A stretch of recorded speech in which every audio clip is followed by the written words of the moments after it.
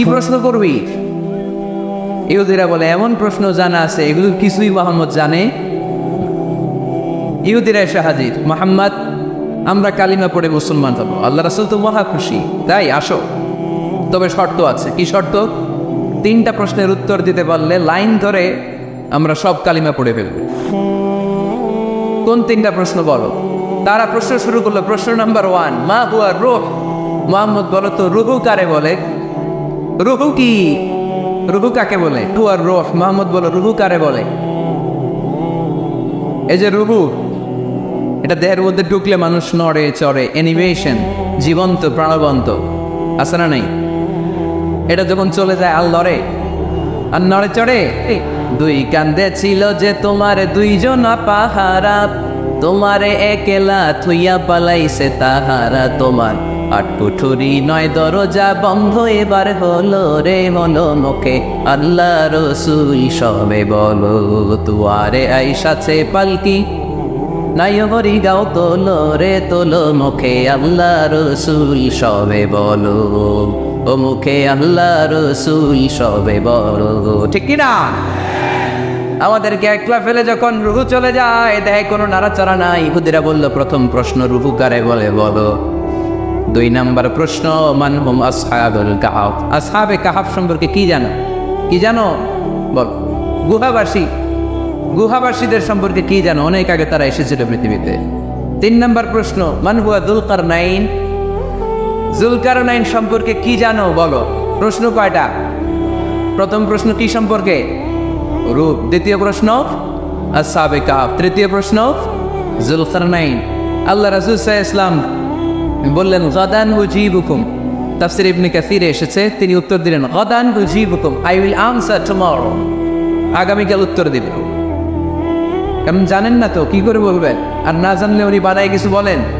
কারণ কোরআন তো পরিচয় দিয়েই দিল তিনি মন গড়া কখনো কিছু বলেন। কাল উত্তর দিব। ওরা আগামীকাল উত্তরের জন্য হাজির, কিন্তু ওহি আসে নাই, উনি বলতেও পারে না। বিশ্বনবী আবার বললেন গাদান উজিবুকুম, আগামীকাল দেব। তারপরের দিন ইহুদিরা এসে হাজির, বিশ্বনবী উত্তর করতে পারেন না। বিশ্বনবী আবার বললেন গাদান উজিবুকুম, আগামীকাল বলে দেব। আগামীকাল ওরা এসে হাজির, তৃতীয় দিনও তিনি পারেন না।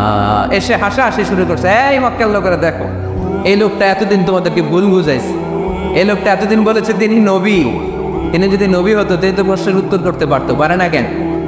পারে না কেন? এটাই প্রমাণ করে তিনি নবী নন। তিনি যদি পারত উত্তর দিয়ে দিত, তিনি যদি জানতেন তাহলে তো উত্তর দিতেন। পারেন না কেন? 3 দিন 4 দিন, আহা, নবীও লজ্জায় অসহায়, উত্তর দিতে পারেন না। টানা 15 দিন, টানা কয়দিন ওহি আসে নাই, নবী উত্তরও দিতে পারে না। আল্লাহ রাসূল সাল্লাল্লাহু আলাইহি ওয়াসাল্লামের জন্য এত বিব্রতকর পরিস্থিতি আর কখনো ছিল না।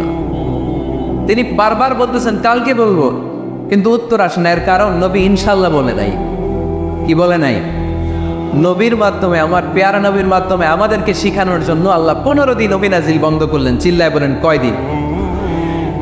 এরপর আল্লাহ কোরআনের আয়াত নাযিল করলেন ওয়ালা তাকুলান্না লিশাইইন ইন্নী ফাইলুন যালিকা গাদা ইল্লা আন ইয়াশা আল্লাহ। নবী গো, ভবিষ্যতের কোনো কাজের ব্যাপারে যদি কাউকে ওয়াদা দেন, ওয়াদা দেওয়ার আগে অবশ্যই ইনশাআল্লাহ বলে দিয়ে। নবীর মাধ্যমে আমরা শিখে গেলাম না? এবার আল্লাহ 3টা প্রশ্নের উত্তর জানাই দিলেন। ইয়াসআলুনাকা আনির রূহ কুলির রূহু মিন আমরি রাব্বি ওয়া মা উতীতুম মিনাল ইলমি ইল্লা কালিলা। দ্বিতীয় উত্তর জানাই দিলেন আম হাসিবতা আন্না আসহাবাল কানফি ওয়ার রাকিব কানু মিন আয়াতিনা আজাবা। 3 নাম্বার প্রশ্নের উত্তর আল্লাহ সূরা কাফে জানিয়ে দিলেন ইয়াসআলুনাকা আন যিল কারনাইন কুল সাআতলু আলাইকুম মিনহু যিকরা। আল্লাহু আকবার।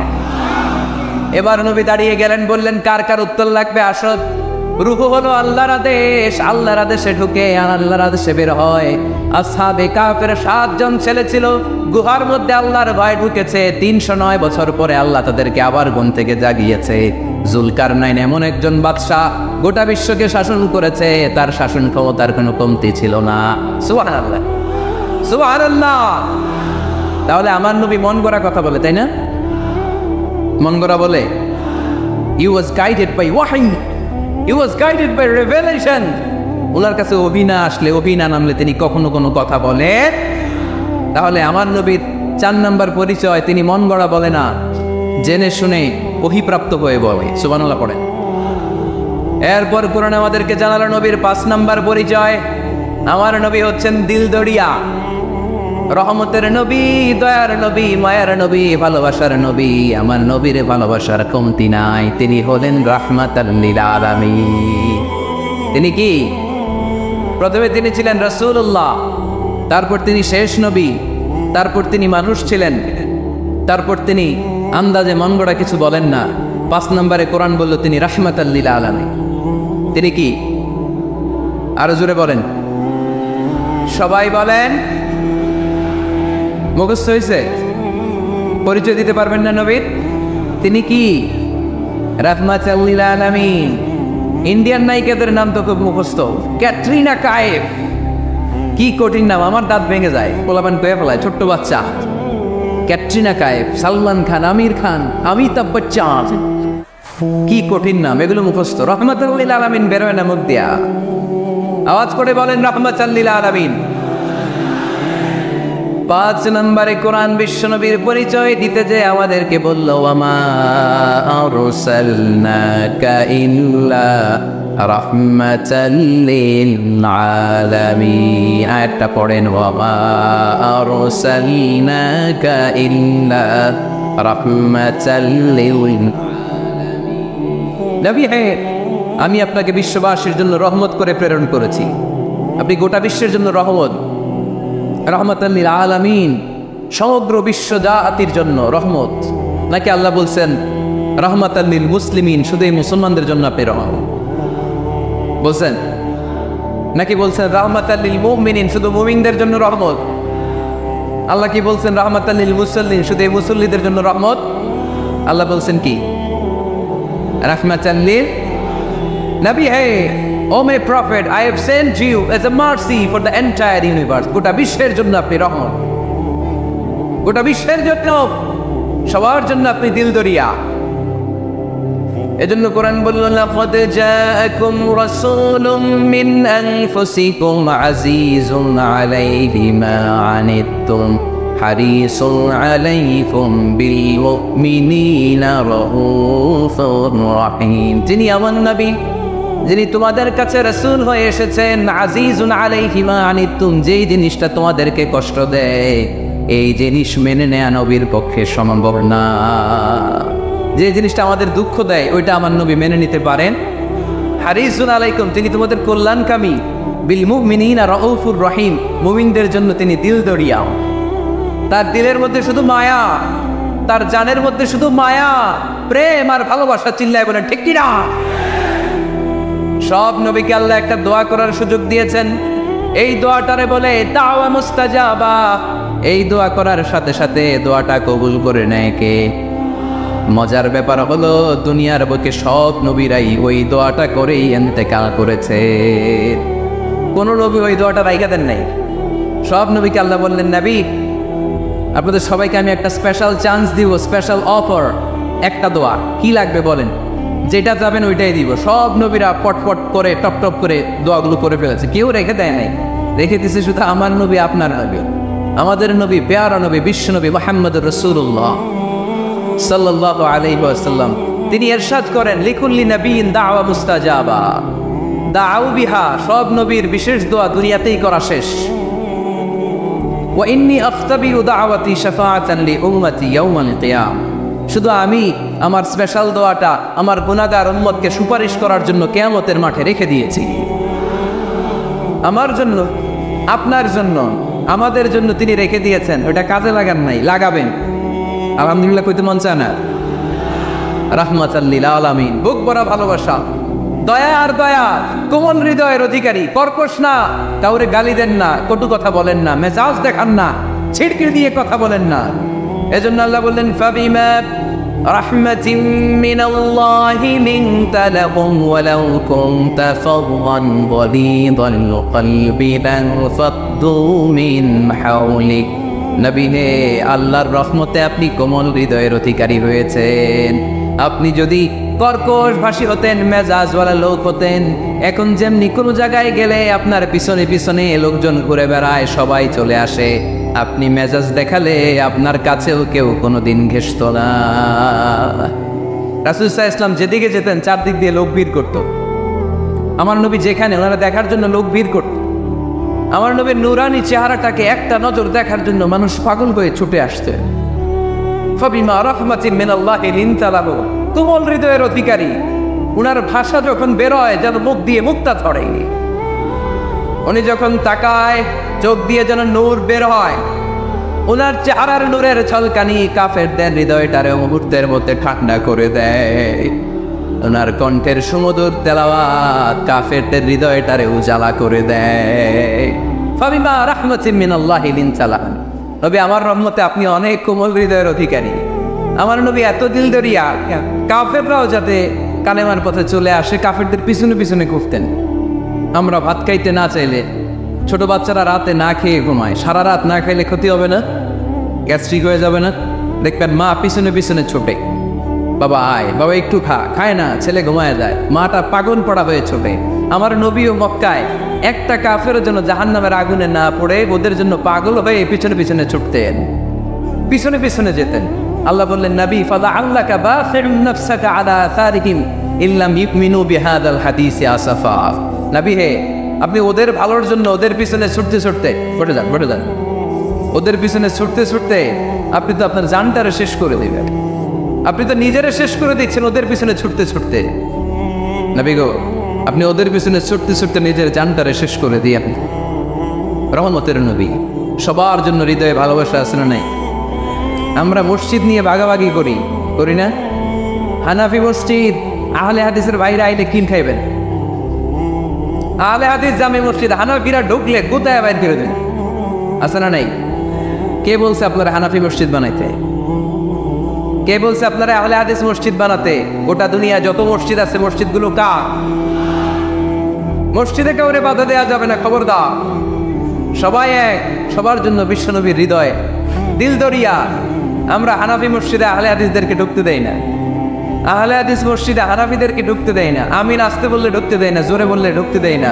বিশ্বনবী মসজিদে নববীতে খ্রিস্টানদেরকে নিয়ে বসে বসে কথা বলেছেন। ইহুদির লাশ দেখে আমার নবী দাঁড়িয়ে গিয়েছেন। আমরা মুসলমান একসাথে বসতে পারি না। রাহমাতাল লিল আলামিন। আমার নবীর 5 নম্বর পরিচয় কি? বই ঘরের ভাইয়া আওয়াজ করে বলেন, 5 নম্বর পরিচয় কি? গোটা বিশ্বের জন্য রহমত। কষ্ট হচ্ছে? শেষ করে দেই। অনেক শুনলেন তো, এক ক্লাস কি এত লম্বা হয় নাকি? হ্যাঁ, ঘন্টা পরে যাবে এখন। আরো শুনবেন? পরিচয় কয়টা গেল? আর কয়টা শুনবেন? আরো 5টা। আমার নবীর 6 নম্বর পরিচয়, আমার নবীর চরিত্র ফুলের চাইতেও, আমরা বলি আমার নেতার চরিত্র ফুলের চাইতেও পবিত্র, কাগজের ফুল, আছে না নাই? এই কথাগুলো আসলে আমাদের ক্ষেত্রে যায় না, যায় আমার নবীর ক্ষেত্রে। আমার নবীর চরিত্র ফুলের চাইতেও পবিত্র চরিত্রের অধিকারী। এটাকে বলা হয় খুলুকে আদিম। এটাকে কি বলে? সবাই বলেন, আরো জোরে বলেন। নবীর ফলোয়ার, নবীর সুন্দর সুন্দর নামগুলো নিতে চায় না, আওয়াজ করে বলেন খুলুকে আদিম। আরবিতে খুলুক মানে চরিত্র, খুলুক মানে এটার বহু বচন আখলাক।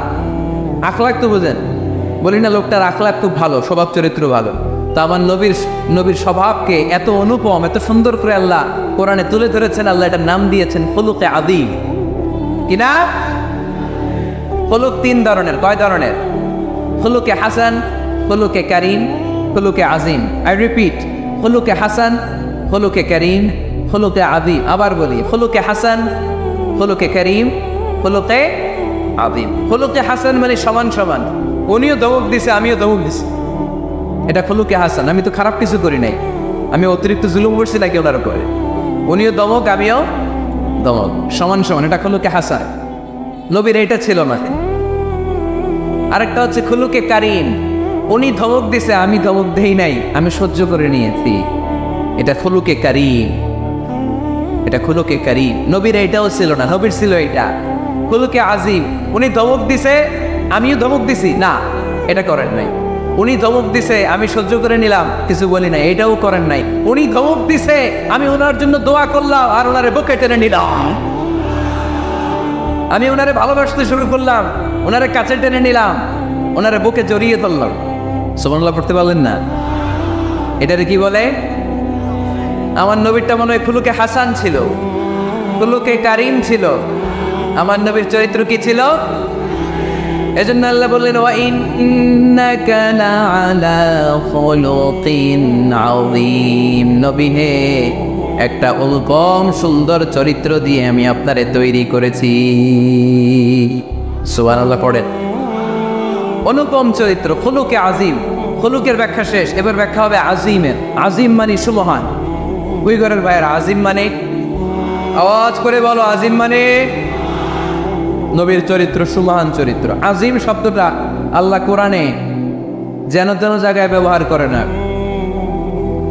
যেটার তাৎপর্য সিগনিফিক্যান্স অনেক বড়, অনেক বিশাল, অনেক সুমহান, তখন আল্লাহ ব্যবহার করে আদি। তখন কি ব্যবহার করে? কিয়ামতের দিন আল্লাহ যে একটা ভূমিকম্প পৃথিবীটারে ধরে যে আল্লাহ একটা ছাকুনি দিবেন, পাহাড়গুলো ভেঙে খান খান হবে, স্যাটেলাইটগুলো ভেঙে টুকরা টুকরা হবে, ওই ভূমিকম্পটা মনে হয় সাধারণ ভূমিকম্প। এই ভূমিকম্পের মতো ভূমিকম্প পৃথিবীবাসী কোনোদিন দেখে নাই। এজন্য ওই ভূমিকম্পের বর্ণনা দিতে যে আল্লাহ কোরআনে বললেন, ইন্না জালজালাতাস সাআতি লাশাইউন আযীম। নিশ্চয়ই কিয়ামতের দিনের ভূমিকম্প এটা সাধারণ ভূমিকম্প নয়, এটা সুবিশাল ভয়ঙ্করতম ভূমিকম্প, ঠিক কি না? এই কিতাবটা তো দুনিয়ার অন্যান্য সাধারণ কিতাবের মতো একটা কিতাব, তাই না? অসাধারণ, এটার তুলনা হয় না। এটার মর্যাদা কত বলে বোঝানো যাবে না। তাই এই কিতাবটার কথা বলতে যে আল্লাহ কোরআনে বললেন এটাও আজিম কিতাব। ওয়ালাকাদ আতাইনাকা সাবআম মিনাল মাসানি ওয়াল কুরআনাল আযীম। নবী হে, আপনারা আমি নিত্য পাঠনীয় সপ্তবাক্য দিয়েছি, সাথে সাথে কোরআনে আজিম দিয়েছি। এটা সাধারণ কোরআন না, এটা কোরআনে আজিম। তাহলে ভূমিকম্প এটা বড় ভূমিকম্প, তাই এটা ভূমিকম্প আজিম। এটা সুমহান কোরআন, তাই এটা আজিম। আমার আল্লাহর সত্তা এটা কি সাধারণ না সুবিশাল? এজন্য আল্লাহ নিজের পরিচয় দিতে যেও ব্যবহার করেছেন আযীম। কি ব্যবহার করেছেন? আয়াতুল কুরসি মুখস্থ আছে না সবার? আছে, আছে। সব শেষে আল্লাহ বললেন, ওয়ালা ইয়াউদুহু হিফযুহুমা ওয়া হুয়াল আলিয়্যুল। সবাই বলেন, ওয়া হুয়াল আলিয়্যুল। তাহলে আল্লাহ নিজের পরিচয় দিতে যেও বলেছেন আযীম। তাহলে ভূমিকম্পটা বড়, এটা আযীম। কোরআন যেন কিতাব নয়, এটা আযীম। আমার আল্লাহ সাধারণ কোনো সত্তা নয়, এটা আযীম। আমার নবীর চরিত্র সাধারণ চরিত্র নয়, এটাও আযীম। চিল্লায় বলো ঠিক কি না? এজন্য আল্লাহ বলেছেন, ওয়া ইন্নাকা লাআলা খুলুকিন আযীম। নবী হে, আপনার চরিত্রের কোনো তুলনা হয় না। এত সুন্দর, এত অনুপম চরিত্র আপনার চরিত্র। এক মাথা থেকে পা পর্যন্ত এক ফোঁটা কালো দাগ ফেলানোর মতো কোনো সুযোগ আপনার চরিত্রের ভেতরে নাই। চিল্লায় পড়েন আল্লাহু আকবার। এজন্য কোরআন আমাদেরকে জানিয়েছে, ওয়া ইন্নাকা লাআলা খুলুকিন আযীম। নবী হে, আমি আপনাকে সুমহান চরিত্র দান করেছি। সুবহানাল্লাহ। তাহলে 6 নম্বর পরিচয় কোরআন যেটা আমাদেরকে জানালো, আমার নবীর চরিত্র ফুলের চাইতেও সুমহান চরিত্রের অধিকারী, সুমহান চরিত্রের অধিকারী। সুবহানাল্লাহ পড়েন। 7 নম্বরে কোরআন বলে, আমার নবী হলো আলোর মশাল। আমার নবী কি? আরো জোরে বলেন। আলোর মশাল দেখছেন আপনারা? কে কে দেখছেন? বাকিরা দেখেন নাই? বাকিরা কি দেখছে? হারিকেন, একজনকে হারিকেন। মোমবাতি দেখছেন কে কে? দেখি। ও, এটা মোমবাতি জেনারেশন। হ্যাঁ, মোমবাতি দেখেছেন আপনারা, ঠিক আছে। আল্লাহ রাসূল সাল্লাল্লাহু আলাইহি ওয়াসাল্লামকে আল্লাহ আলোর মশালের সাথে তুলনা করেছেন। আল্লাহর নবীকে কোরআনে বলা হয়েছে তিনি আলোকবর্তিকা। হিজরাতুন মানে বিড়াল, আর হুরায়রা মানে ছোট্ট বিড়াল। তো উনি বিড়াল পালতেন, বিড়াল নিয়ে দুষ্টামি করতেন। আমাদের অনেকে শখ আছে, ঘরে আমরা বিড়াল পালি। তো উনি একবার ঢোলা জামা, এই জুব্বার আস্তিনের মধ্যে বিড়াল নিয়ে রাসূল সাল্লাল্লাহু আলাইহি ওয়াসাল্লামের কাছে আসতেন। আল্লাহ রাসূল দেখলেন যে আবু হুরায়রা বিড়াল নিয়ে দুষ্টামি করতেন। তো আল্লাহ রাসূল সাল্লাল্লাহু আলাইহি ওয়াসাল্লাম রসিকতা করে মজা করে ডাক দিলেন, ইয়া আবা হুরায়রা, এই বিড়ালের বাবা। আসলে নাম কি ছিল? আব্দুর রহমান। টাকা দরকার ছিল ইয়া আব্দুর রহমান। এটা না রেখে রাসূল সাল্লাল্লাহু আলাইহি ওয়াসাল্লাম মজা করে বললেন, ইয়া আবা হুরায়রা, হে বিড়ালের বাবা। রাসূল সাল্লাল্লাহু আলাইহি ওয়াসাল্লাম কিন্তু এরকম মজা প্রায়ই করতেন, প্রায় সাহাবাদের মধ্যে তিনি মজা করতেন, রসিকতা করতেন। তবে এটা হালাল রসিকতা ছিল, হালাল এন্টারটেইনমেন্ট। রাসূল সাল্লাল্লাহু আলাইহি ওয়াসাল্লাম একটু রসিকতা করে বললেন, ইয়া আবা হুরায়রা, হে বিড়ালের বাবা। তখন থেকে আবু হুরায়রা রাদিয়াল্লাহু তাআলা আনহুকে সবাই আব্দুর রহমান না বলে বিড়ালের বাবা বলে ডাকতে শুরু করলো, সুবহানাল্লাহ। এবং উনি নিজেও এটা নিজের জন্য পছন্দ করলেন, বিড়ালের বাবা। তো ওনার নাম হচ্ছে বেসিকলি আব্দুর রহমান। তো যেহেতু বিড়াল নিয়ে দুষ্টামি করতেন এবং রাসূল সাল্লাল্লাহু আলাইহি ওয়াসাল্লাম একবার যখন হে বিড়ালের বাবা বলে ডাক দিলেন, তারপর থেকে উনি কি হয়ে গেলেন? আবু হুরায়রা। উনি এই হাদিসটি বর্ণনা করেছেন, উনি নিজে শুনেছেন রাসূল সাল্লাল্লাহু আলাইহি ওয়াসাল্লামের কাছ থেকে এই হাদিসটি। উনি সর্বাধিক হাদিস বর্ণনাকারী সাহাবী, উনার চেয়ে বেশি হাদিস কোনো সাহাবী বর্ণনা করেননি। 5374টি হাদিস বর্ণনা করেছেন। মসজিদে নববীর পাশে একটা বারান্দা আছে, এটাকে বলে সুফা। এই বারান্দায় যে সাহাবারা থেকে থেকে পড়াশোনা করতো ওনাদেরকে বলা হতো আহলে সুফা। আবু হুরায়রা রাদিয়াল্লাহু তাআলা আনহু এই আহলে সুফার সদস্য ছিলেন। উনি বলতেন যে আমাদের অনেক সাহাবারা ব্যবসা করতো, কেউ এটা করতো সেটা করতো, আমি কিছুই করতাম না। আমার শুধু খাওয়ার ব্যবস্থাটা হইলেই আমি রাসূল সাল্লাল্লাহু আলাইহি ওয়াসাল্লামের সাথে থাকতাম, সারাদিন থাকতাম, আর উনি যাই বলতো আমি এটা মানুষের কাছে বর্ণনা করে পৌঁছে দিতাম, সুবহানাল্লাহ। এজন্যই উনি এত হাদিস বর্ণনা করেছেন। শুরুতে উনি এত হাদিস বর্ণনা করতে পারতেন না।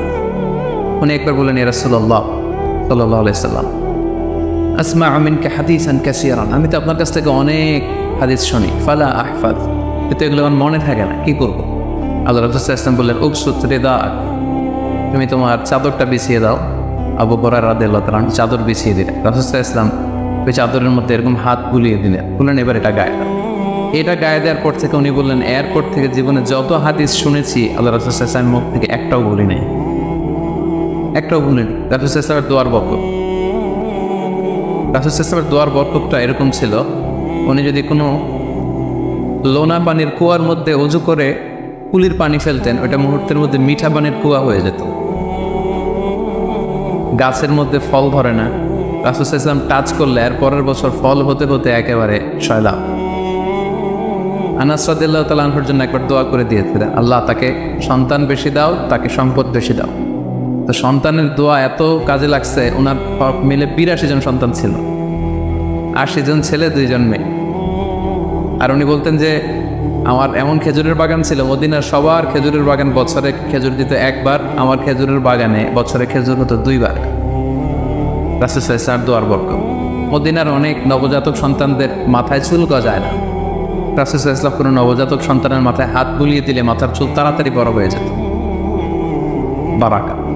রাসূল সাল্লাল্লাহু আলাইহি ওয়াসাল্লাম হাত বুলিয়ে দিলেন, ওই হাত বুলানো চাদর আবু হুরায়রা রাদিয়াল্লাহু তাআলা আনহু গায়ে পড়লেন, আর ভুলে না কিছু, আর কিছু ভুলে না। অনেক ওরিয়েন্টালিস্টরা আবু হুরায়রা রাদিয়াল্লাহু তাআলা আনহুর এই হাদিস বর্ণনার ব্যাপারে সাসপিশন ছড়ায়, সন্দেহ ছড়ায় যে উনি এত হাদিস শুনলো কবে? একজন মানুষকে এত হাদিস কারো কাছ থেকে শুনে মনে রাখতে পারে নাই। আপনারা আমার যত কথা শুনেন কয়টা মনে রাখতে পারবেন? তারা সন্দেহ ছড়ায় যে আবু হুরায়রা এগুলো নিজ থেকে মনে হয় বলেছে। আসলে না, কখনো না, নেভার। উনি রাসূল সাল্লাল্লাহু আলাইহি ওয়াসাল্লামের কাছ থেকে যেমনটি শুনেছে ঠিক তেমনটি বলেছে। এবং এটা হচ্ছে রাসূল সাল্লাল্লাহু আলাইহি ওয়াসাল্লামের দোয়ার বরকত, ওই যে চাদরে হাত তুলিয়ে দিয়েছে। তাহলে হাদিসের যে বর্ণনাকারী আবু হুরায়রা রাদিয়াল্লাহু তাআলা ওনার ব্যাপারে একটা ছোটখাটো ধারণা পেয়ে গেলেন না আপনারা? এবার আমরা হাদিসে চলে যাই। আল্লাহ রাসূল সাল্লাল্লাহু আলাইহি ওয়াসাল্লাম বলেছেন, সাবআতুন ইউযিল্লুহুমুল্লাহু ফি যিল্লি ইয়াওমা লা যিল্লা ইল্লা যিল্লুহু, 7 শ্রেণীর ব্যক্তিকে আল্লাহ তাআলা আরশের নিচে ছায়া দিবেন, যেদিন আরশের ছায়া ছাড়া আর কোনো ছায়া থাকে। ইউযিল্লুহুমুল্লাহু ফি যিল্লিহি, আল্লাহ তাআলা সেদিন তার নিজের ছায়া দেবেন, বলতে উদ্দেশ্য হচ্ছে ফি যিল্লি আরশিহি, আল্লাহর আরশের ছায়ায় তিনি 7 শ্রেণীর ব্যক্তিকে সেদিন রাখবেন। আল্লাহর আরশের ব্যাপারে আপনারা শুনেছেন না যে আর রহমানু আলাল আরশি ইস্তাওয়া, আল্লাহ তাআলা আরশের উপর পজিশন নিয়েছে। আল্লাহ তাআলার পজিশন কোথায়? আরশের উপর। আরশ হচ্ছে মহাবিশ্বের সব কিছুর উপরে এটার অবস্থা। আমরা খালি চোখে উপরে কি দেখি? আকাশ। আসলে আমরা আকাশ দেখি না, এটা দেখি মহাশূন্য, স্পেস। প্রথম আকাশ যে কত বড় তার কোনো হিসাব নেই। এই যে পৃথিবী থেকে সূর্য 13 লক্ষ গুণ বড়, পুরো পৃথিবীটাই তো আমাদের দেখার সুযোগ হয়নি। এই পৃথিবীর চেয়ে নাকি এবার সূর্য কয়গুণ বড়? Can you imagine that? 13 লক্ষ গুণ বড়।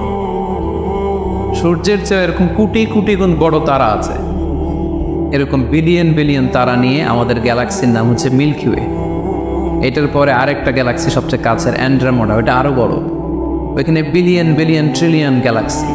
এরকম প্রত্যেকটা গ্যালাক্সি ঘুরছে, প্রত্যেকটা তারা তাওয়াফ করছে মহাশূন্যে। এরকম হাজার কোটি তারা নিয়ে আমাদের প্রথম আকাশের মহাশূন্য। প্রথম আকাশ কিন্তু অনেক উপরে। এই যে নাসার বিজ্ঞানীরা, অমুক বিজ্ঞানীরা রকেট দিয়ে এখানে যায় ওখানে যায়, এরা প্রথম আকাশের 1 কোটি ভাগের 1 ভাগও এখন অর্জন করতে পারেনি। ওই প্রথম আকাশের পরে হচ্ছে দ্বিতীয় আকাশ। ওই দ্বিতীয় আকাশের তুলনায় প্রথম আকাশটা কত ছোট শোনেন। আপনার হাতের আংটি যদি আপনি বিশাল মাঠের মধ্যে ছেড়ে দেন, একটা মরুভূমির মধ্যে ফেলে দেন, পুরো মাঠের তুলনায় হাতের আংটি যত ছোট, আল্লাহর দ্বিতীয় আসমানের তুলনায় আল্লাহর প্রথম আসমানটা ঠিক তত ছোট। দ্বিতীয় আসমান আরো বড়, তৃতীয়টা আরো বড়। যত উপরে ঊর্ধ্বাকাশের যত কাহিনী একটার চেয়ে একটা বড়, এরকম 7টা আকাশ। তার উপরে সিদরাতুল মুনতাহা, বর্ডার এরিয়া। তার উপরে লা জামান লা মাকান, ওইখানে সময়ের হিসাব নাই, স্পেস নাই, সময় নাই। কারণ আল্লাহরের সময় দিয়ে বাঁধা যায়? আমাদের যেমন বসতে জায়গা লাগে, আল্লাহর পজিশন নিতে কি জায়গার প্রসঙ্গটা আসে না? কারণ লাইসা কামিসলিহি শাই, উনি কারো মতো না, উনি উনার মতো। ওয়ালাম ইয়াকুল্লাহু কুফুয়ান আহাদ, তার মতো কেউ নাই। তো তিনি কার মতো? তিনি তার মতো। তার মতো কেউ নাই, তো তিনি কার মতো? তিনি তার মতো। তার উপরে হচ্ছে আল্লাহর কুরসি, তার উপরে আল্লাহর আরশ, সেখানে আল্লাহর পর্দা। এই পর্দার পেছনে আল্লাহ তাআলার সত্তা। আমাদের বাড়ির পর্দাগুলো কি দিয়ে তৈরি বলেন তো? কাপড় দিয়ে। আল্লাহর পর্দাগুলো আলো দিয়ে তৈরি, নূরের পর্দা। পর্দাটাই আলো। এজন্য সাহাবারা জিজ্ঞেস করেছিলেন, ইয়া রাসূলুল্লাহ হাল রাআইতা রাব্বাক, আপনি কি মেরাজের রাতে আপনার রবকে দেখেছিলেন? রাসূল সাল্লাল্লাহু আলাইহি ওয়াসাল্লাম বলেছিলেন, নূরুন আন্না আরাহু, উনি তো নূর, আলোর পর্দা, চোখ ঝলসে যাওয়ার মতো অবস্থা, আমি কীভাবে দেখব? তার মানে সরাসরি দেখেননি। আল্লাহ তাআলার সাথে সিক্রেট মিটিং হয়েছিল, কনভারসেশন হয়েছিল, কথাবার্তা হয়েছিল। তার উপরে হচ্ছে আরশ। ওই আরশের ছায়ার নিচে কিয়ামতের ময়দানে আল্লাহ তাআলা 7 শ্রেণীর ব্যক্তিকে স্থান দিবেন। কয় শ্রেণীর? 7 শ্রেণীর ব্যক্তিকে স্থান দিবেন, যে দিনটা হবে 50 আলফা সানা মিম্মা তা'উদ্দুন, 50,000 বছরের সমান একটা দিন, কিয়ামতের দিন। 50,000 বছর মানুষগুলো সব হয়রান হয়ে যাবে। ইউহশারুন নাসু ইয়াউমাল কিয়ামাতি হুফাতান উরাতান মুশাতান গুরলা। রাসূল সাল্লাল্লাহু আলাইহি ওয়াসাল্লাম বললেন, প্রতিটি মানুষ হুফাত, কারো পায়ে জুতা নেই। আমাদের প্রত্যেকের জুতা আছে না? আজকে সেদিন জুতা থাকবে না। উরাতান, নেকেট, উলঙ্গ। গাড়ি নাই, কিছু নাই, ঘোড়া নাই। গুরলা, জন্মদিনের পোশাকে সবাই পাগলের। আমাদের আসে বলেন, ইয়া রাসূল এটা কেমন কথা? কারো গায়ে যদি ড্রেস না থাকে তো সবাই লজ্জা পাবে না? একে অন্যকে দেখে হাসাহাসি করবে না? আল্লাহ রাসূল সাল্লাল্লাহু আলাইহি ওয়াসাল্লাম বললেন, লিকুল্লি ইমরিইন মিনহুম ইয়াওমাইদিন শাআনু ইউগনি। আয়েশা, এই দিনটা এত ভয়ঙ্কর হবে যে অন্যের কি অবস্থা এটা চিন্তা করতেই সে ভুলে যাবে। নিজের অবস্থা নিয়ে এত পেরেশানিতে সে থাকবে, ঘর্মাক্ত, ক্লান্ত, শ্রান্ত, পেরেশান। সূর্যটা একেবারে মাথার কাছে চলে আসে। সূর্যের তাপে মাথার মগজগুলো গলে নাকের ছিদ্র, কানের ছিদ্র দিয়ে বেয়ে বেয়ে পড়ে। জিহ্বাটা কুকুরের মতো বেরিয়ে আসবে সামনের দিকে। মানুষ হাঁপাতে থাকবে, দৌড়াতে থাকবে, ক্লান্ত শ্রান্ত, কেউ কাউকে চেনে না। ইয়াউমা ইয়াফিরুল মারউ মিন আখিহি ওয়া উম্মিহি ওয়া আবিহি ওয়া সাহিবাতিহি ওয়া বানিহি। ভাই ভাইকে চিনবে না, পরিচয় দিবে না। মা ছেলেকে দেখে পরিচয় দিবে না, বন্ধু বন্ধুকে দেখে পরিচয় দিবে, সবাই ইয়া নাফসি ইয়া নাফসি। ওই ভয়ঙ্কর দিনে আল্লাহ তাআলা 7 শ্রেণীর লোককে তার আরশের নিচে ছায়া দিবেন। আমরা কি চাই না যে আমরা ওই 7 শ্রেণীর অন্তর্ভুক্ত হই? আমরা আল্লাহ তাআলার কাছে কামনা করি আমরাও যেন সেই 7 শ্রেণীর অন্তর্ভুক্ত হয়ে সে ভয়ঙ্কর দিনে আল্লাহ তাআলার আরশের নিচে ছায়া পেতে পারি। আরো জোরে আমরা সবাই পড়ি আমিন। ওই 7 শ্রেণীর ব্যক্তিদের মধ্যে প্রথম শ্রেণী হচ্ছে ইমামুন আদিল, ন্যায়পরায়ণ শাসক, the just ruler, the just king. যেই বাদশাহ, যেই শাসক, যেই কিং তার প্রজাদের প্রতি ন্যায়পরায়ণভাবে বিচার করে, ইকুয়ালি ট্রিট করে সবাইকে। কারোর উপর জুলুম করেন, কারণ আল্লাহ তাআলা জুলুম পছন্দ করেন না। আল্লাহ কি কারোর উপর জুলুম করেন? কিয়ামতের দিনের বিচারে তিনি কারোর উপর জুলুম করবেন? আল্লাহ তাআলা বলেন, ইন্নী হারামতু যুলমা আলা নাফসি, আমি আমার উপর জুলুমকে হারাম করেছি, ফালা তাযালামু, তাই তোমরা তোমাদের উপর জুলুম করো না, খবরদার। আয-যুলমু যুলুমাতুন ইয়াউমাল কিয়ামাহ, যারা পৃথিবীর বুকে কারো উপর জুলুম করবে, এই জুলুমটা জুলুমাত হয়ে, অন্ধকার হয়ে তার কাঁধে চেপে বসবে কিয়ামতের দিন।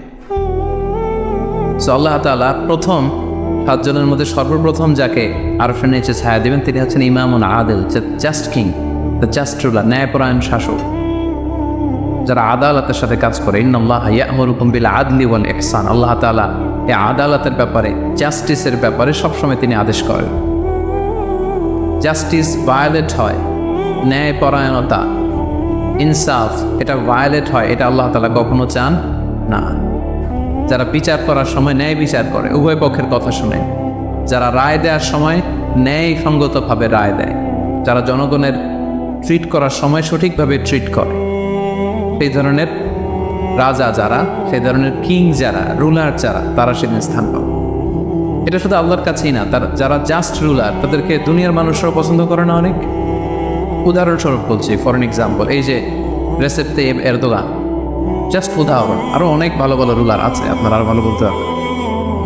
তো এই যে তুরস্কের রেসেপ তাইয়েব এরদোয়ান মুসলিম বিশ্বের বিভিন্ন ইস্যু নিয়ে উনি খুব কনসার্নড, চমৎকার চমৎকার উদ্যোগ নিচ্ছে, এটা আমাদের খুব ভালো লাগে না? আমাদেরকে অনুপ্রাণিত করে, আমাদেরকে উজ্জীবিত করে। ইভেন কি অমুসলিম রাষ্ট্রপ্রধান যারা এই জাস্ট রুলার, যারা সবসময় কি করে, ন্যায়পরায়ণতার সাথে মানুষের সাথে ট্রিট করে, তাদেরকে সবাই পছন্দ করে। কানাডার প্রধানমন্ত্রীর নাম জানেন আপনারা? এই যে জাস্টিন ট্রুডো, সে অমুসলিম, তাই না, খ্রিস্টিয়ান খুব সম্ভব, তারপরেও তাকে সবাই খুব পছন্দ করে। কেন? ইজ এ জাস্ট রুলার, তাই না? জনগণের প্রতি সে ন্যায়পরায়ণ, একজন ন্যায়পরায়ণ রাষ্ট্রনায়ক সে। সো ইমামুন আদিল, প্রথম শ্রেণী হচ্ছে এমন শাসক যে হচ্ছে ন্যায়পরায়ণ, যার কাছে কেউ বিচার চাইলে সে মাজলুম হয় না, তার জনগণের প্রতি যে দায় দায়িত্ব এটা সে সঠিকভাবে পালন করে। বিচার করার সময়, রায় দেওয়ার সময় সে উল্টাপাল্টা রায় দেয় না, আদালতের সাথে সবাইকে এক চোখে দেখে। এই ব্যক্তিকে সেদিন আল্লাহ তাআলা আরশের নিচে ছায়া দেবে। এই পয়েন্টটা সবার কাছে ক্লিয়ার না? ইমামুন আদিল।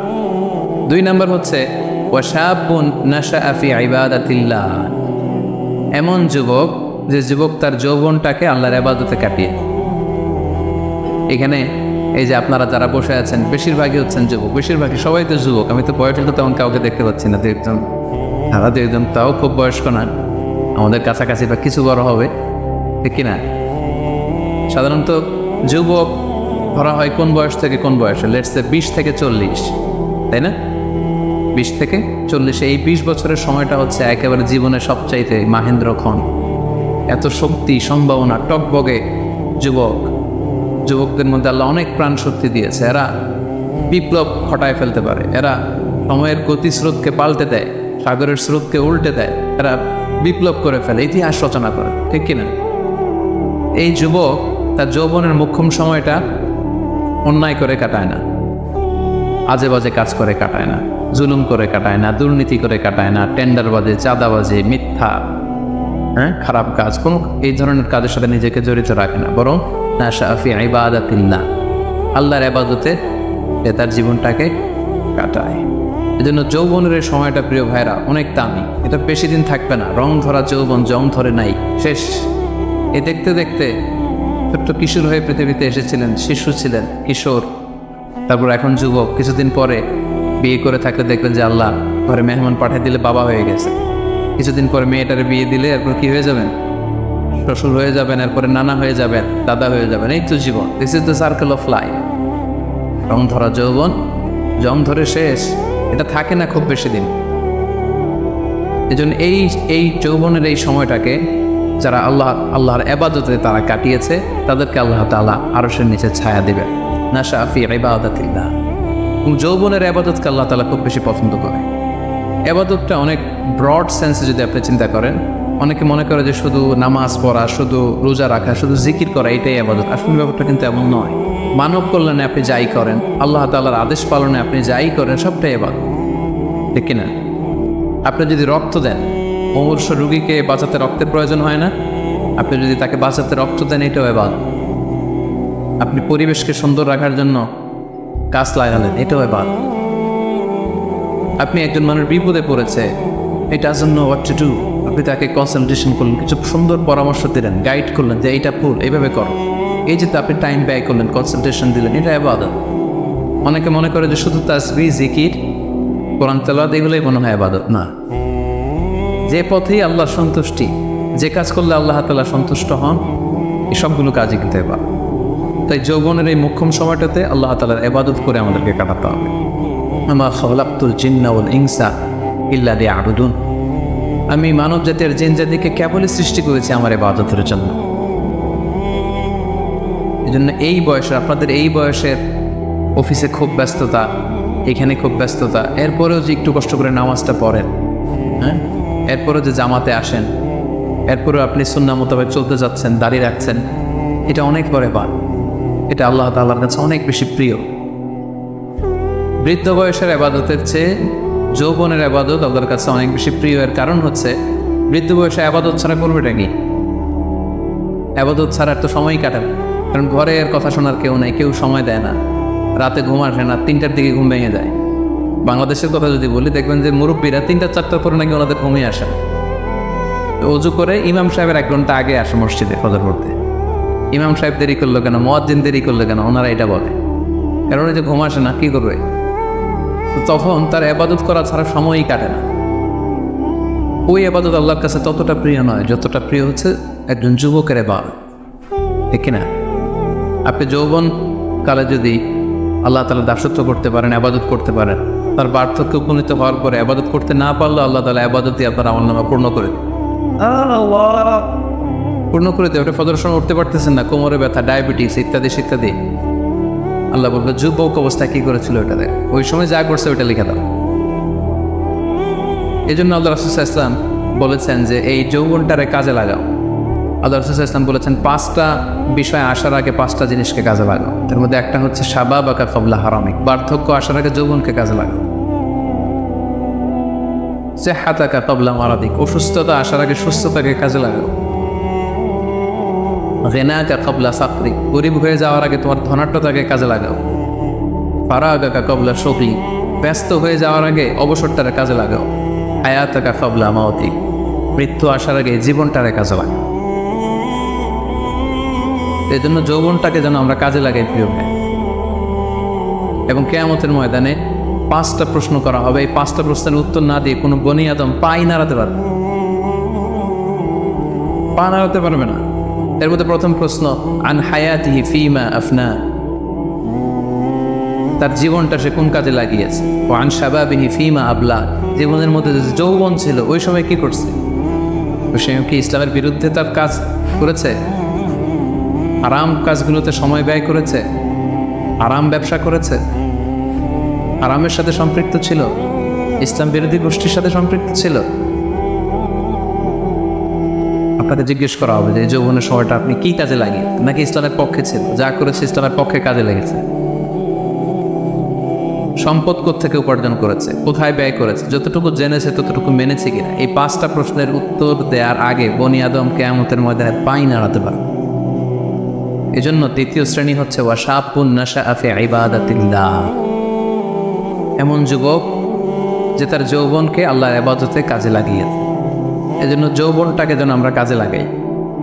মনে থাকবে সবার, সবাই কিন্তু আপনারা যুবক, এই সময়টা পাবো না, আমরা মিস করবো কিছুদিন পরে।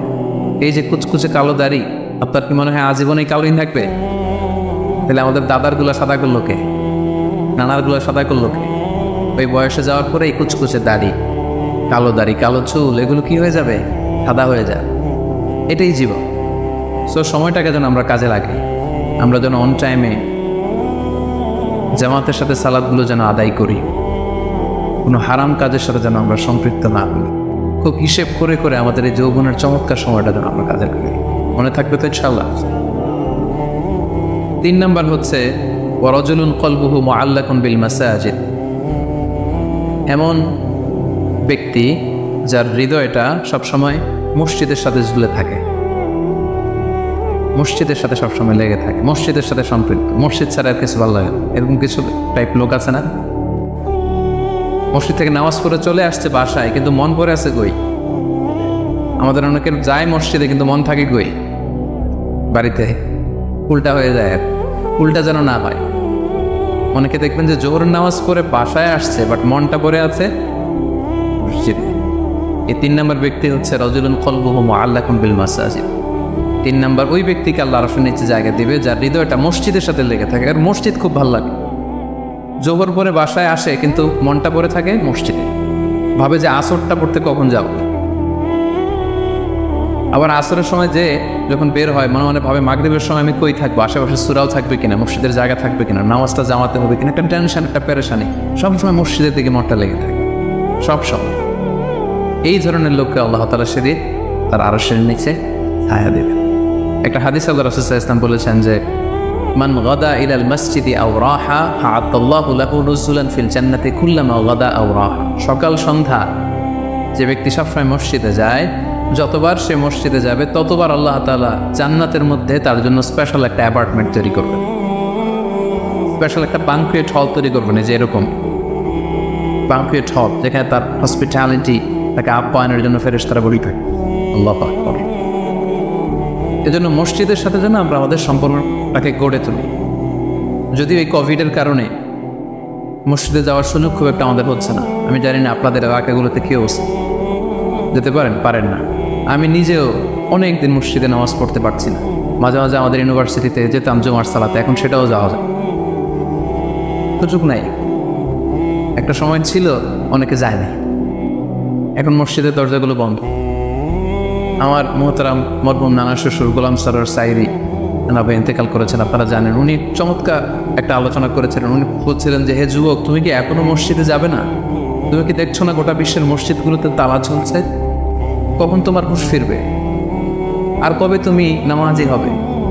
এখন তো তুমি চাইলেও যেতে পারবে না, এখন তো চাইলেও যেতে পারছে না, ঠিক কিনা? একটা সময় যাই নাই, অনেকেই যায় নাই। এখন মন চাচ্ছে মসজিদে যে নামাজ করবো, তারপরও যাওয়ার সুযোগ নাই। এই যে মালয়েশিয়াতে প্রায় 1 বছর ধরে আমরা মসজিদে রেগুলারলি যেতে পারছি না। কিছুদিন অবস্থা ভালো হলে খুলে দেয়, তারপরে আবার লকডাউন, আবার MCO, মুভমেন্ট কন্ট্রোল অ্যাক্ট।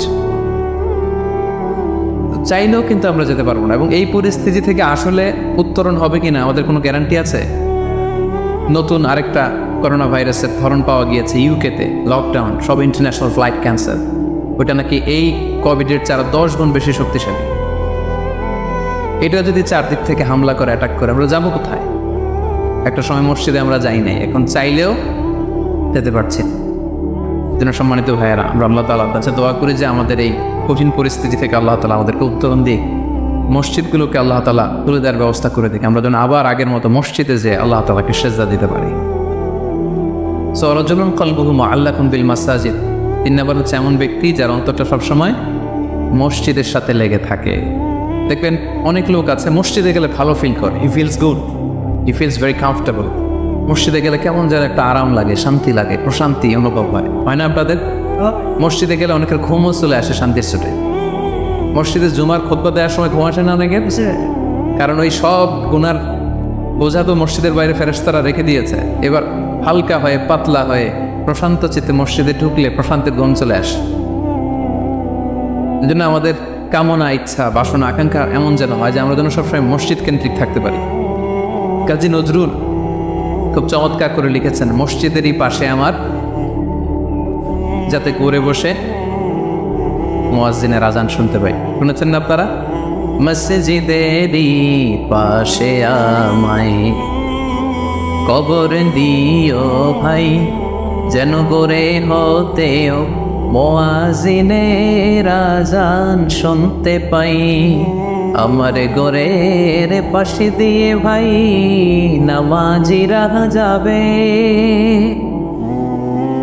পবিত্র সেই পায়ের ধ্বনি এ বান্দা শুনতে পাবে। গোরাজাব হতে গুনাহগার পাইবে রেহাই। বল সবাই, মসজিদেরই পাশে আমায় কবরে দিও ভাই, যেন করে হতেও মুয়াজ্জিনের আযান শুনতে পাই। কত মুমিন নামাজি ভাই মসজিদে আল্লাহর নামের জিকির করে লুকিয়ে গভীর রাতে। আমি তাদের সাথে ওই আল্লাহ নামে জপতে চাই, আল্লাহর নামে জপতে চাই। মসজিদেরই পাশে আমায় কবরে দিও ভাই, যেন করে হতেও মুয়াজ্জিনের আযান শুনতে পাই। পড়ে না আমি অসাধারণ চেতনা, হোয়াট এ স্পিরিট।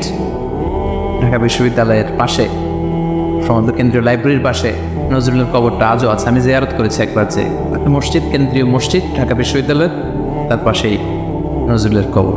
আজান হচ্ছে, লোকেরা দোয়া করছে, কবর জিয়ারত করছে। কি চেতনা ছিল, হৃদয় থেকে দোয়াটা করেছেন, আল্লাহ কবুলও করেছেন আলহামদুলিল্লাহ। তো রাজুলুন কলবুহু মুআল্লাকুন বিল মাসাজিদ।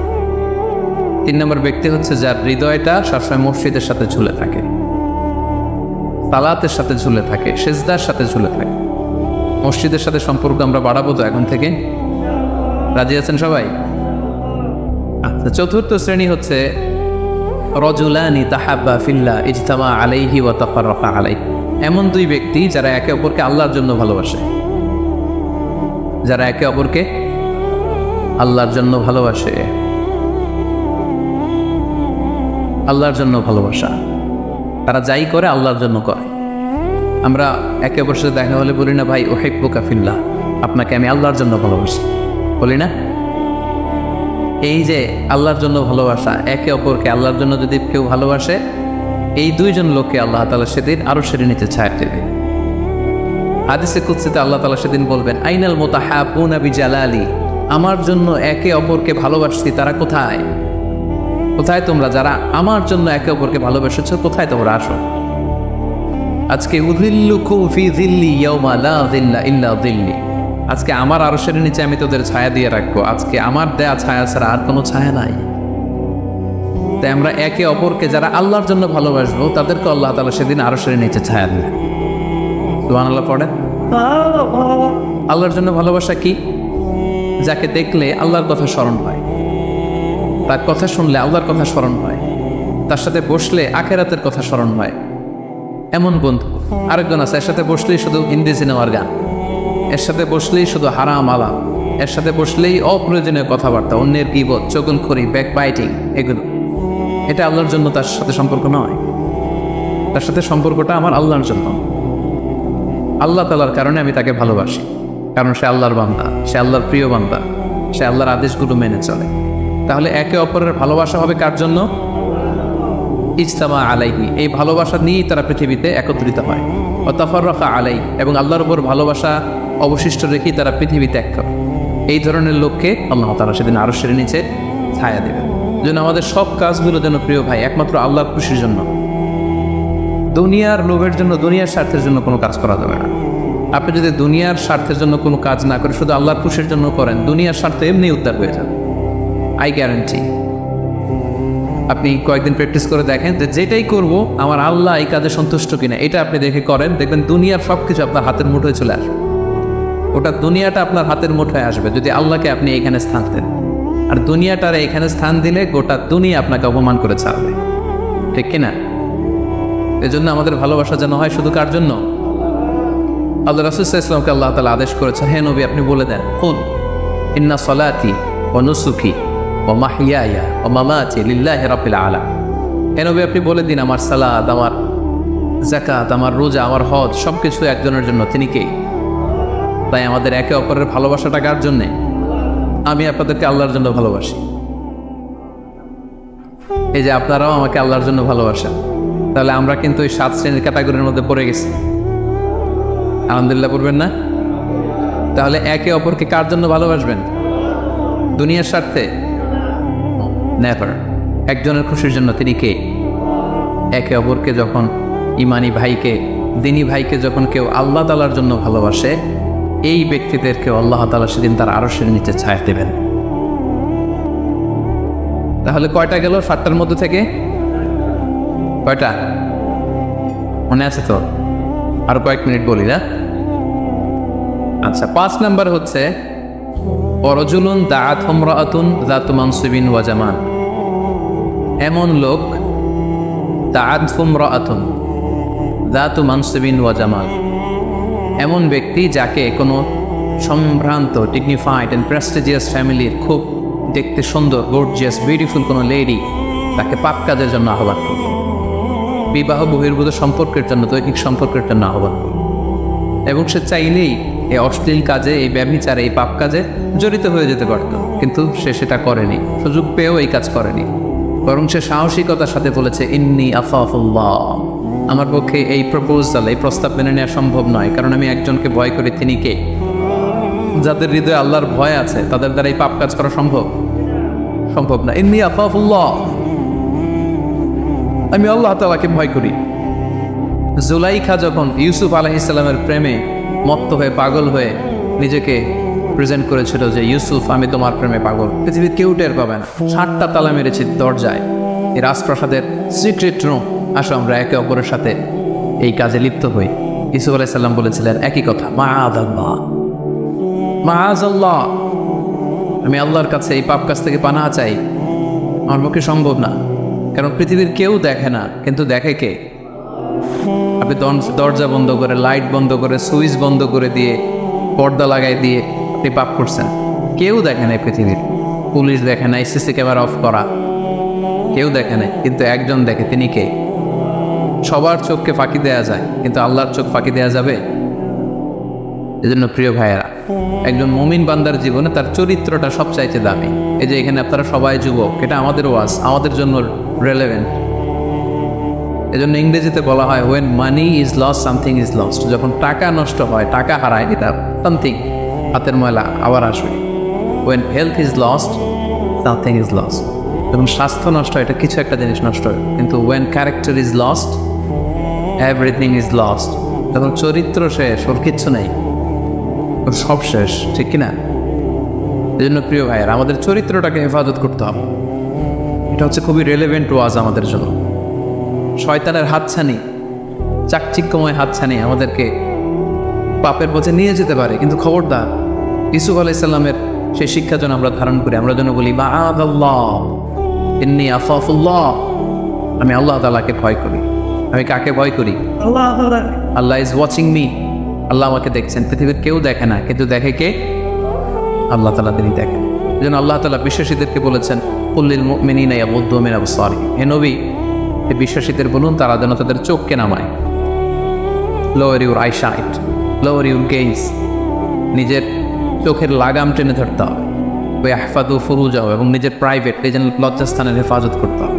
আল্লাহ রাসূল সাল্লাল্লাহু আলাইহি ওয়াসাল্লাম বলেছেন মাইয়াদমান লি মা বাইনা লিহিয়াইহি ওয়া মা বাইনা রিজলাইহি আদমান লাহু জান। একটু খেয়াল করে শুনেন, আল্লাহ রাসূল বলেছেন আমার যে উম্মত আমাকে 2টা অঙ্গের গ্যারান্টি দিবে যে এই 2 অঙ্গ দিয়ে সে কোনো পাপ করবে না, তাহলে ওই উম্মতকে আমি জান্নাতের গ্যারান্টি দিয়ে দিলাম। অঙ্গ 2টা কি? এক হচ্ছে 2 চোয়ালের মাঝখানে যে অঙ্গটা থাকে, মানে জিহ্বা, আরেক হচ্ছে 2 পায়ের মাঝখানে যেটা থাকে, প্রাইভেট, মানুষের লজ্জাস্থান। এই 2টা অঙ্গের গুনাহ করবে না বলে যদি কোনো উম্মত আমার গ্যারান্টি দেয়, আমি আমার ওই উম্মতকে জান্নাতের গ্যারান্টি দেব। এজন্য চক্ষুকে হেফাজত করতে হবে, নজরকে হেফাজত করতে হবে। বিশ্বাসীদের বৈশিষ্ট্য হচ্ছে ওয়াল্লাযীনা হুম লিফুরুজিহিম হাফিযুন, বিশ্বাসীরা তাদের প্রাইভেট লজ্জাস্থানের হেফাজত করে। তারা বিয়ে ছাড়া অন্য কোনোভাবে যৌন সম্পর্কে জড়ায় না, তারা একটা বৈধ যৌন সম্পর্কে, হালাল যৌন সম্পর্কে তারা জড়ায়। বিয়ে ছাড়া কোনো যৌন সম্পর্ক ইসলাম আমাদের জন্য হালাল করে নাই। এজন্য যুবকদেরকে বিষ্ণু ইসলাম বলেছেন ইয়া মা'আশারাশ শাবাব মান ইসতাতাআ মিনকুমুল বাআতা ফালিয়াতাযাওয়াজ, যাদের সক্ষমতা আছে আর্থিক এবং শারীরিক, ফালিয়াতাযাওয়াজ, বিয়ে করো। ফাইন্নাহু আগাদ্দু লিল বাসার, বিয়ে করলে চোখ নিম্নগামী হয়। ওয়া আহসানু লিল ফারাজ, লজ্জাস্থান হেফাজতে থাকে। ওয়া মান লাম ইয়াস্তাতি, যার সক্ষমতা নাই বিয়ে করার, ফাআলাইহি বিস-সাওম, সে রোজা রাখো। কি করো? ফাইন্নাহু লাহু বিজা, কারণ এই রোজার মাধ্যমে তাকে পাপ কাজ থেকে আল্লাহ তাআলা বাঁচাবেন। সুবহানাল্লাহ। এখানে বিয়ে করছেন না সবাই? সবাই বিবাহিত? আচ্ছা, আলহামদুলিল্লাহ। আল্লাহ তাআলা খুব দ্রুত যারা বিয়ে করে নাই তাদেরকেও বিয়ের ব্যবস্থা করে দেয়। বিয়েটা কিন্তু ভাই অনেক বরকতের। বিয়েটা কি অনেক বরকতের। হালাল পন্থায় আল্লাহর দেয়া যৌবনকে উপভোগ করো। মুমিনের সম্পর্ক হয় শুধু হালালের সাথে, হারামের সাথে মুমিনের কোনো সম্পর্ক আছে? সম্পর্ক নাই। যে বিয়ে করে তার দিনের অর্ধেক পূর্ণ হয়ে যায়। আল্লাহ রাসূল সাল্লাল্লাহু আলাইহি ওয়াসাল্লাম বলেন, কেউ যখন বিয়ে করলো তার দিনের অর্ধেক পূর্ণ হয়ে গেল। ফালিয়াত্তাকিল্লাহা ফিন্নিসফিল বাকি, বাকি অর্ধেকের ভয় করলেই চলবে, তার অর্ধেক পূর্ণ হয়ে গেছে। আল্লাহু আকবার। আল্লাহ রাসূল সাল্লাল্লাহু আলাইহি ওয়াসাল্লাম বলেছেন, নিকাহ মিন সুন্নতি, বিয়ে আমার সুন্নাত। ফামান রাগিবা আন সুন্নতি ফালাইসা মিন্নি, যে আমার সুন্নতকে ঘৃণা করে ও আমার উম্মত হতে পারে না। যারা বিয়ে করতে চায়, বিয়ে করে নিজের পাপ থেকে নিজেকে বাঁচাতে চায়, তাদেরকে সাহায্য করা আল্লাহ নিজের জন্য ওয়াজিব করে ফেলেছেন। 3 শ্রেণী আল্লাহ বলে, 3 ধরনের ব্যক্তিকে সাহায্য করা আমি আল্লাহর উপর ওয়াজিব। কয় শ্রেণীর? এর মধ্যে 1 শ্রেণীর হচ্ছে যে বিয়ে করতে চায়, আর নাকি আল্লাযী ইউরিদুল আফাফ, পুত পবিত্র থাকতে যে, চরিত্র বাঁচাতে যে বিয়ে করতে চায়, টাকা নাই, সমস্যা এটা সেটা, কিন্তু খুব চাচ্ছে বিয়ে করতে। আল্লাহ বলে ওই যুবককে হেল্প করা আমি আল্লাহর জন্য ওয়াজিব হয়ে গিয়েছে। অনেকে বিয়ে করে না এই জন্য যে আগে ধনী হয়ে নেই, টাকা পয়সা কিছু হোক এরপরে বিয়ে করবো। কিন্তু ইসলামের সিস্টেম হচ্ছে আগে বিয়ে করো, এরপরে আমি আল্লাহ তোমার ধনী বানায় দেবো।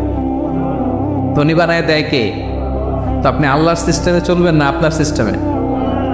ধনী হওয়ার সিস্টেমই তো হচ্ছে আগে বিয়ে করতে হবে।